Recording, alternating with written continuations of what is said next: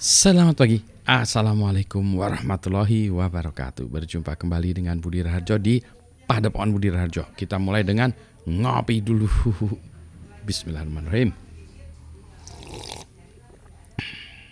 1, 2, 3. Katanya kalau ngopi yang hitam itu ya, yang hitam nggak pakai apa-apa. 3 sip pertama, 1 mungkin pahit, kedua mungkin masih pahit ya, 3 masih pahit, yang sip keempat sama kelima ya, dan seterusnya tuh udah enak. Jadi ini harusnya sudah enak ya. Katanya gitu. Kopi dari Glick, Mang Odong. Pak, emang ini tuh Pak Budi endorse gini tuh ada yang belinya segala macam.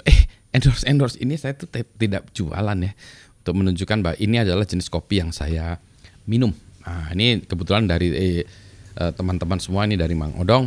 Ya itu, kalau yang Java Halu dari Tehrani, tapi yang ini dari Mang Odong gitu. Kalau mau beli silahkan di Instagram. Saya mah nggak ikutan ininya. Ikutan jualan nggak? Ya nanti saya jualan juga lah ya. Kalau jualan mah di mana? Katanya TikTok Shop ya, lebih menarik daripada di sini ya. Iya sih, kalau di sini kan nggak ada linknya, nggak ada ke shopping cart dan lain sebagainya. Memang di sini di YouTube saya tidak niat jualan. Niatnya adalah mengajar ya, berbagi opini dan seterusnya. Sekarang kita bahas soal ini ya, politik ya, politik 2024 tahun depan itu pemilihan presiden. Nah, mulailah orang rame-rame menganalisis sana sini. Capek saya sebetulnya. Bacain WhatsApp grup yang isinya itu gitu-gitu ya, capek. Masalah bukan apa-apa ya, kita yang orang bukan politik terus ikut komentar soal politik segala macam. Jadi saya kadang-kadang kesal aja ngeliat orang yang nggak kompeten ngomongin politik. Itu kayak saya ngomongin politik ya nggak kompeten. Ngomongin politik. Meskipun saya punya banyak teman ya di berbagai partai politik, jadi informasinya tuh A1, artinya A1, artinya benar-benar sahih bin sahih. Karena ada teman saya yang memang pelaku partai politiknya, bahkan ada yang pendiri partai politik dan macam-macam lah ya. Cuma saya sih nggak ikutan. Lagi-lagi ya, prinsip saya adalah kita harus paham politik, tidak buta politik, tapi tidak perlu terjun ikut ke politik praktis. Nggak usah ikutan partai politik, nggak usah ikutan gini itu ya. Kenapa? Karena kehidupan kita kan banyak lagi aspek-aspek kehidupan kita yang ya lebih menarik bagi kita untuk kita nikmati, kita geluti gitu ya. Tentu saja nantinya hasilnya mempengaruhi kita, tentu saja ya. Tetapi kadang-kadang saya mikir one way or the other ya, mau yang menang A atau B atau C atau D atau L, M, N, S, O, P. Ya itu nggak ngaruh ternyata. Ya ngaruh juga sih. Tapi nggak ngaruh directly kepada saya, misalnya saya dapat proyek lebih banyak atau apa, kehidupan saya menjadi lebih susah, nggak juga sih ya. Jadi kalau sekarang ya, kalau dulu mungkin ya, kalau sekarang nggak, sama saja gitu. Jadi sudahlah ya, nggak usah terlalu dibuat heboh sehingga kita berantem. Kita ini berantem untuk hal-hal yang nggak jelas. Kalau kata orang Sunda, kita memperebutkan pepesan kosong. Ada pepesan, rebut-rebutan ya, daunnya dibuka, isinya kosong. Nggak usah kita ribut-ribut, udah capek. Bukan hanya capek, kita memutus hubungan baik kita, hubungan keluarga, hubungan baik kita ya, gara-gara orang lain. Orang-orang yang lain tuh yang ngomong-ngomong yang segala macam ya, kita yang panas, yang kita berantem gitu ya. Orang lainnya mah tenang-tenang aja, dia ngopi bersama, makan bersama, dipilih bersama. Kita yang jadi hubungan keluarga putus, hubungan pertemanan putus ya, silaturahmi putus. Jangan terpengaruh yang kayak gituan. Kita tetap berteman, berkeluarga segala macam gitu ya. Gitu ya. Jadi kalau orang ngomongin itu nggak usah dimasukin hati. Terus begitu lagi ya, kita nggak usah ikut nyebarin ya. Partai politik ini, ini calon ini kebetulan bakal calon wakil presiden dari masing-masing partai juga belum diumumkan ya. Jadi mungkin dalam hari-hari ini gitu ya. Itu juga ramai orang-orang. Ini calon wakilnya gini. Saya sih termasuk yang nggak peduli gitu ya. Mau wakilnya Budi Raharjo calonnya malah nggak beres Pak. Iya betul ya kan, nggak beres.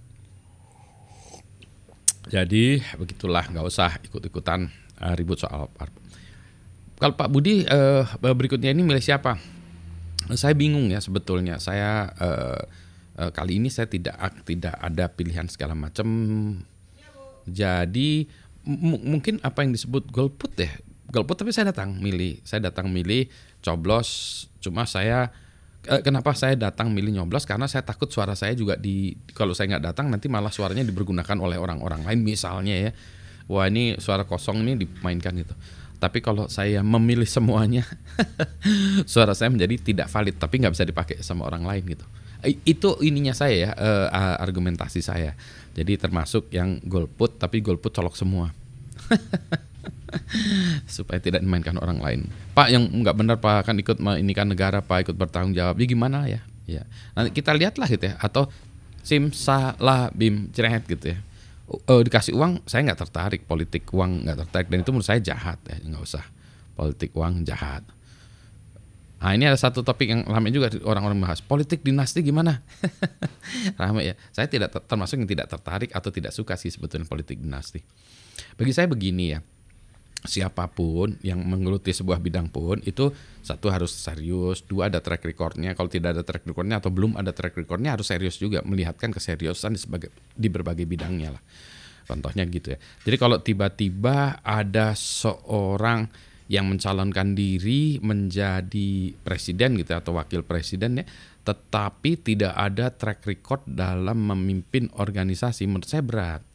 Karena ya saya bilang ya berat itu, dalam artian yang mau jadi ketua kelas aja belum, atau ketua OSIS aja belum, atau ketua himpunan aja belum. Ini mau jadi, wah Pak masa jadi ketua himpunan? Enggak, maksud saya bukan masalah gitunya ya. Di polisi, wah kamu udah pernah jadi ketua OSIS atau ketua kelas atau ketua himpunan atau ketua RT. Bukan gitu maksudnya. Ini untuk menunjukkan satu leadership ya, leadership. Yang kedua, kemampuan dalam menghadapi pressure kiri, kanan, depan, belakang, atas, bawah gitu ya. Tekanan-tekanan itu pasti ada. Ya itu ya yang harus kuat ya. Bagaimana dia orang make decision terhadap itu gitu.